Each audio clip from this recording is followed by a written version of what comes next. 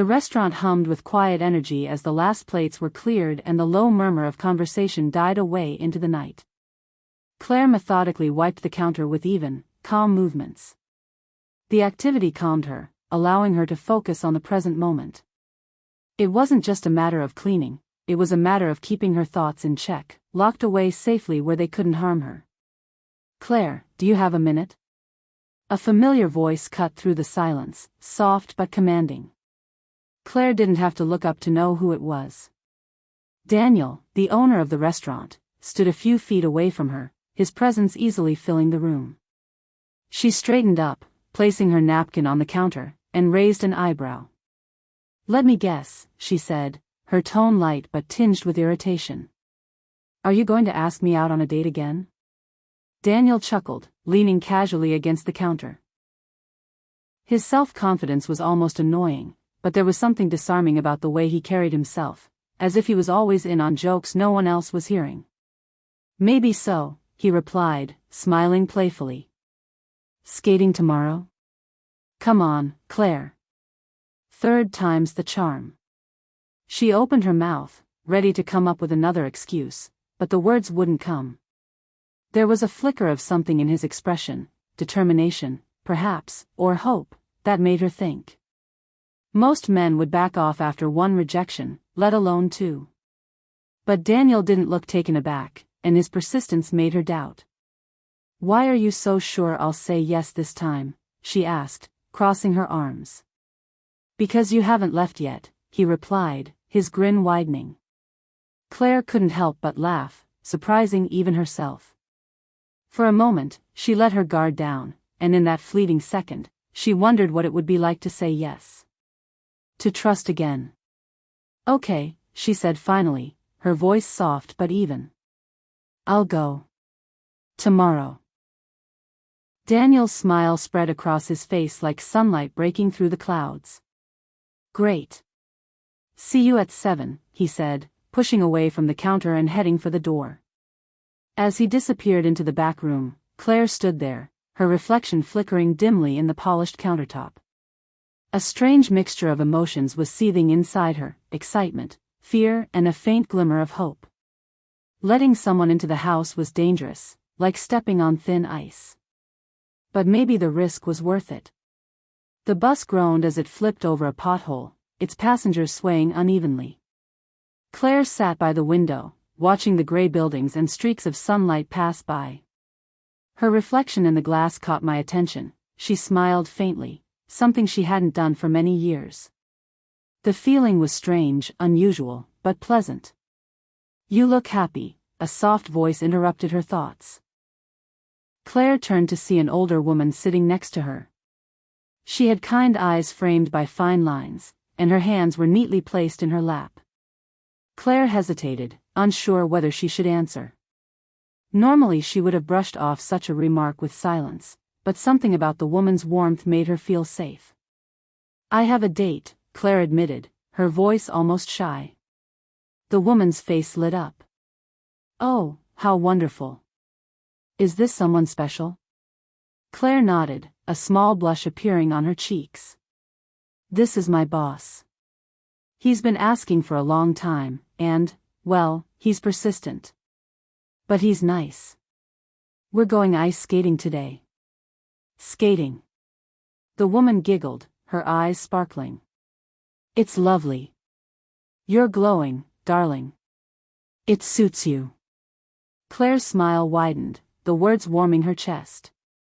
She opened her mouth to say something else, but her breath suddenly stopped. Her gaze darted to the park outside the window. There he was, Daniel. He stood under the shade of a large oak tree, his hands resting gently on the shoulders of a little girl. The girl giggled, spinning in an awkward pirouette, and a woman stood nearby and laughed. Daniel crouched down and hugged the child, smiling widely and genuinely.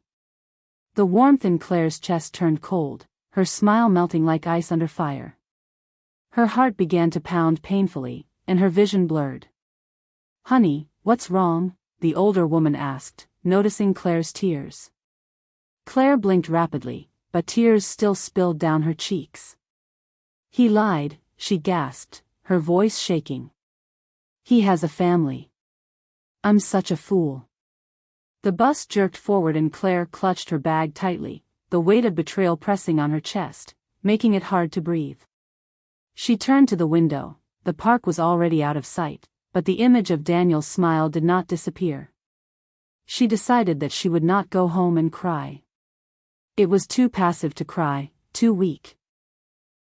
This time, she thought furiously, he would pay for his lies.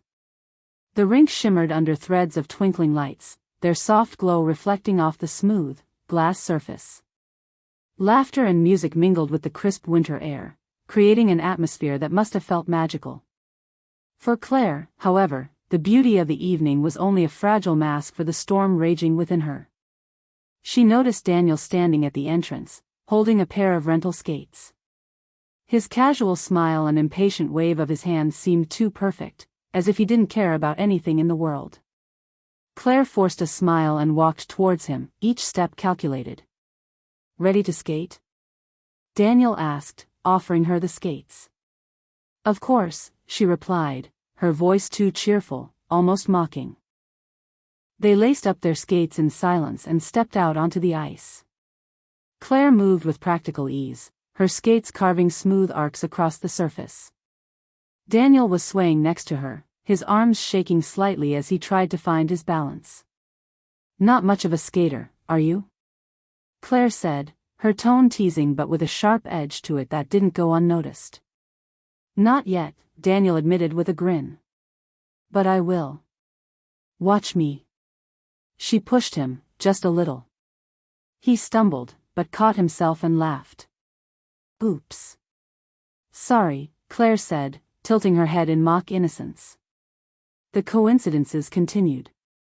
Every time Daniel found himself on his feet, Claire would challenge him, either by slid past him or stopped suddenly in front of him. Finally, with a gentle but calculated push, she sent him onto the ice. "Ouch!" he cried, landing heavily on his tailbone. Claire smirked, her expression unreadable. "Are you okay?"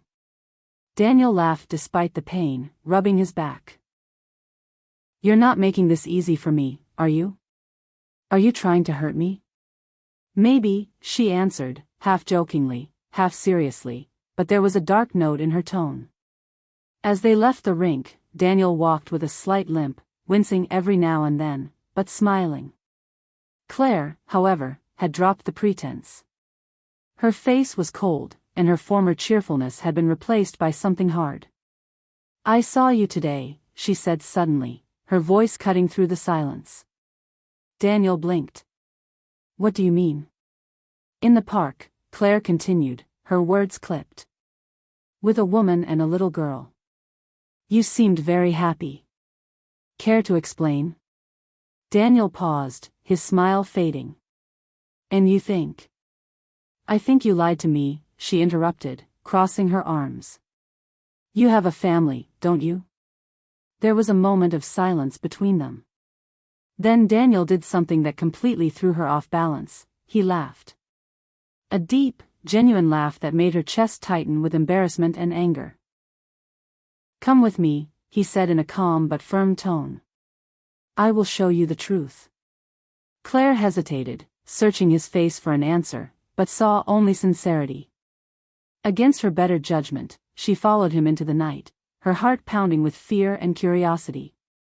The car ride to Daniel's house was quiet, the air heavy with tension.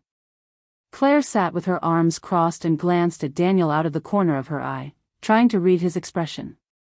He looked calm, his hands resting confidently on the wheel, but she wasn't ready to let her guard down yet. The car pulled into the driveway of a modest home located in a quiet neighborhood.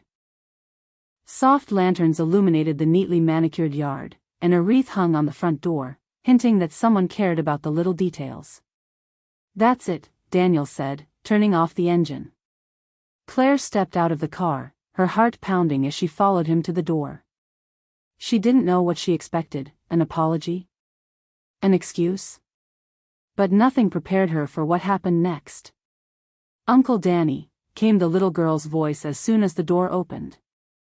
The little curly-haired girl rushed into Daniel's arms with delight. He laughed, lifting her easily, even though she was visibly shaken from her fall on the rink.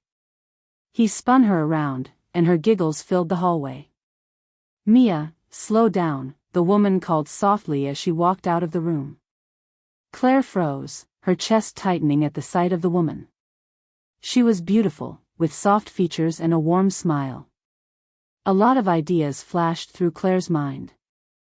Daniel put Mia down on the floor and turned to Claire. "This is Mia," he said, gesturing toward the beaming girl. "And this is her mother, Laura. They are my family, but not in the way you think." Claire's confusion must have been obvious, because Laura stepped forward. "Danny is my brother-in-law," she explained softly. "My husband, his brother, passed away last year." Her voice trailed off for a moment before she continued. "Danny promised to help take care of us. Since then, he has become like a second father to Mia." The words hit Claire like a wave. Her face flushed, and a shiver of shame crawled up her neck. "I'm so sorry," she stammered. "I jumped to conclusions and—" "It's okay," Daniel said, interrupting her gently. "I get it." Before Claire could respond, Mia tugged at Daniel's sleeve. "Uncle Danny, who is this?" Daniel smiled as he looked at Claire. "Someone I really like," he replied simply. Later, as they walked to his car, Claire couldn't help but glance at him, the warm notes of his voice floating through her mind. She stopped by the car and took a deep breath. "Maybe we should start over," she asked, her voice soft but sincere. "Maybe, another date? I promise I won't make you fall again." Daniel chuckled, his grin infectious. "Too late for that," he said, holding her gaze. "I'm already in love with you." For the first time in years, Claire felt her walls cracking. She smiled, the heaviness in her chest eased, and for the first time in a long time she allowed herself to believe in love again.